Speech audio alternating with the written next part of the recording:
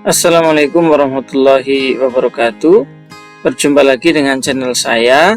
Pada video kali ini kita akan berdiskusi terkait dengan tracer study ya, dimana fokus pembahasan kali ini kita akan coba membahas mengenai kuesioner yang dipakai untuk tracer, dimana dipersyaratkan di dalam akreditasi prodi khususnya di BAN PT bahwa di butir 59 matrik penilaian agar mencapai skor 4 ini, maka tracer study harus dilakukan mencakup 5 aspek ya, dimana salah satu aspeknya adalah isi kuesioner mencakup seluruh pertanyaan inti tracer study dikti.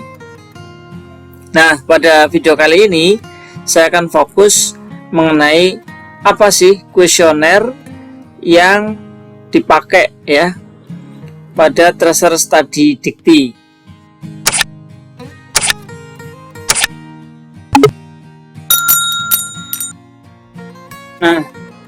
Nah, untuk mendapatkan kuesioner tracer study dikti, teman-teman bisa browsing di Google, tulis saja surat pemberitahuan kuesioner tracer study dikti PDF gitu, nanti akan muncul websitenya LLDikti 8 ya, ristekdikti.go.id. Kita klik di sini, kemudian akan muncul hasilnya seperti ini. Nah, di sini ada surat pemberitahuan tentang pelaporan tracer study tahun 2022 dan pengisian kuesioner tracer study perguruan tinggi.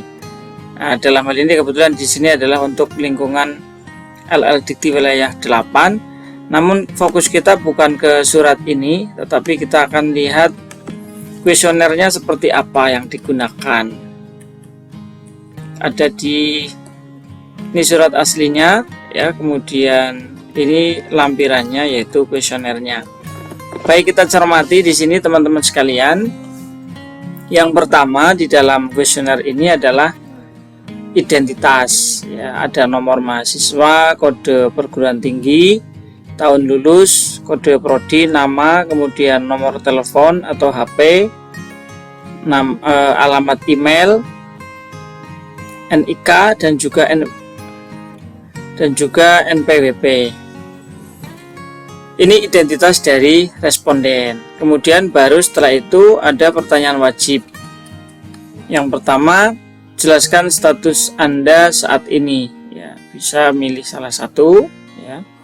Kemudian yang kedua, apakah Anda telah mendapatkan pekerjaan kurang dari 6 bulan atau termasuk bekerja sebelum lulus. Nah, ini ada 2 pilihan jawaban. Kalau iya, di sini ada pertanyaan berikutnya, dalam berapa bulan Anda mendapatkan pekerjaan, di sini diisi. Kalau tidak, maka ini juga ada pertanyaan berikutnya, berapa bulan waktu untuk mendapatkan pekerjaan pertama. Di sini diisi, termasuk berapa rata-rata pendapatan Anda per bulan, take home pay-nya berapa.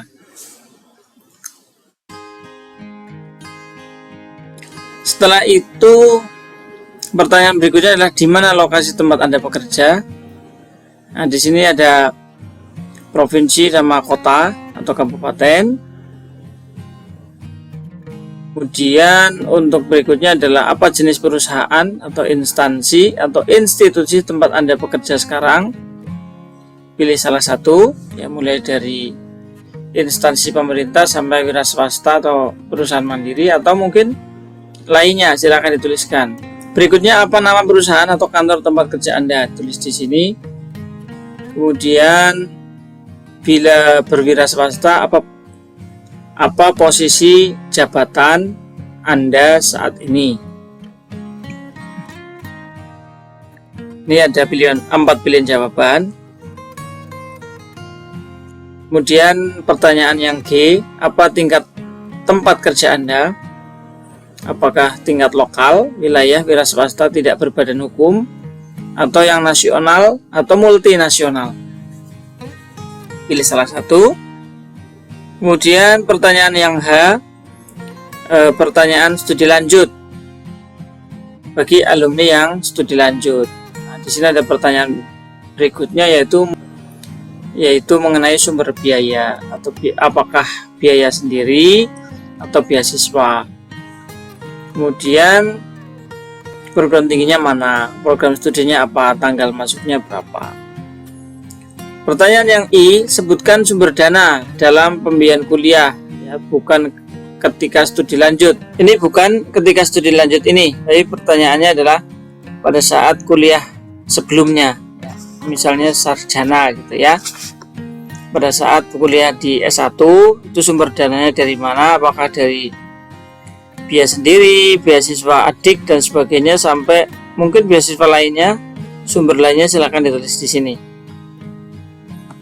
Nah, berikutnya pertanyaan yang J, seberapa erat hubungan antara bidang studi Anda dengan pekerjaan Anda? Sangat erat, erat, cukup erat, kurang erat, tidak sama sekali. Nah, pertanyaan yang ini, yang J, ini terkait dengan akreditasi ya. Pertanyaan dalam akreditasi yaitu kesesuaian antara bidang kerja dengan prodi, termasuk pertanyaan yang tadi waktu tunggu. Nah, di sini waktu tunggu ini juga terkait dengan pertanyaan yang ada di akreditasi, apakah kurang dari 6 bulan dan sebagainya, termasuk pertanyaan yang huruf ini G, tingkat tempat kerja Anda, ini ditanyakan juga dalam akreditasi. Jadi paling tidak ada 3 item yang terkait langsung, datanya sangat dibutuhkan dalam akreditasi ya.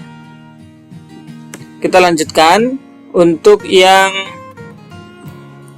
K, tingkat pendidikan apa yang paling tepat atau sesuai untuk pekerjaan Anda saat ini, apakah setingkat lebih tinggi atau tingkat yang sama, setingkat lebih rendah, atau tidak perlu pendidikan tinggi, misalnya begitu. Nah, baru setelah itu ada pertanyaan L. Pertanyaan L ini ingin membandingkan ya, antara di bagian kiri ini ya, bagian A itu adalah kompetensi yang dikuasai pada saat lulus itu, sedangkan yang B ini adalah kompetensi yang sekarang ini Anda kuasai. Misalnya etika, dulu etikanya kurang atau cukup atau sangat baik dengan skor antara 1 sampai 5. Kemudian kalau saat ini apakah sudah lebih meningkat atau bagaimana? Silakan dicentang ya. Sampai ada 7 aspek ya, seperti dalam akreditasi. Kemudian ini kuesioner opsionalnya atau pilihannya. Yang A, menurut Anda seberapa besar penekanan pada metode pembelajaran di bawah ini dilaksanakan di program studi Anda? Perkuliahan misalnya, apakah sangat besar ya? Kemudian demonstrasi, apakah juga sangat besar atau mungkin cukup? Partisipasi dalam proyek penelitian atau riset, mungkin penekanannya kurang, apa masih besar, dan seterusnya. Magang bagaimana, praktikum sampai diskusi. Berikutnya, kapan Anda mulai mencari pekerjaan? Mohon pekerjaan sambilan tidak dimasukkan. Kapan Anda mulainya, misalkan kira-kira sekian bulan sebelum lulus dan seterusnya. Bagaimana Anda mencari pekerjaan tersebut? Ini ada banyak cara. Kalau tidak ada satupun yang ada di sini, teman-teman silakan tuliskan.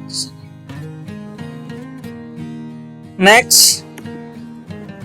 Berikutnya, berapa perusahaan atau instansi atau institusi yang sudah Anda lamar?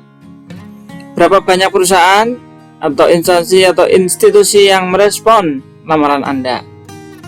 Berapa banyak perusahaan, instansi atau institusi yang mengundang Anda untuk wawancara? Bagaimana Anda menggambarkan situasi Anda saat ini? Jawaban bisa lebih dari 1. Apakah saya masih melanjutkan kuliah, atau saya menikah, atau saya sibuk dengan keluarga, atau saya sekarang sedang mencari pekerjaan dan lainnya. Berikutnya, apakah Anda aktif mencari pekerjaan dalam 4 minggu terakhir? Nah, ini pilihan jawabannya. Lalu pertanyaan berikutnya, jika menurut Anda pekerjaan Anda saat ini tidak sesuai dengan pendidikan Anda, mengapa Anda mengambilnya? Ini banyak pilihan sekali. teman-teman tinggal pilih yang cocok. Kalau tidak ada yang cocok, silakan tuliskan di sini. Inilah teman-teman sekalian isi dari Tracer Study Dikti. Jadi yang terkait langsung dengan data-data yang dibutuhkan dalam akreditasi, minimal ada 3 item. Yang pertama adalah masa tunggu kerja. Ya, masa tunggu yang pertama adalah masa tunggu mendapatkan pekerjaan pertama. Yang kedua adalah tingkat atau level institusi. Yang kedua adalah tingkat lembaga tempat bekerja, apakah lokal atau nasional atau multinasional. Dan pertanyaan ketiga yaitu terkait dengan kesesuaian bidang prodi dengan bidang kerja saat ini, atau keeratan ya antara prodi dengan bidang kerja. Demikian untuk video kali ini.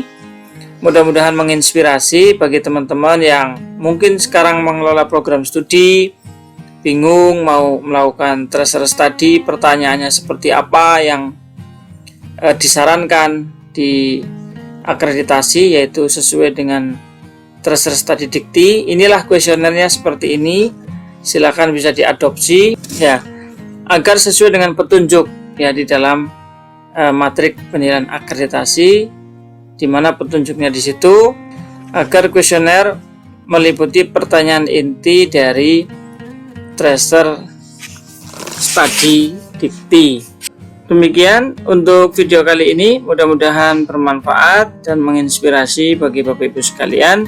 Terima kasih telah menonton. Mohon like, share, komen, dan subscribe. Assalamualaikum warahmatullahi wabarakatuh.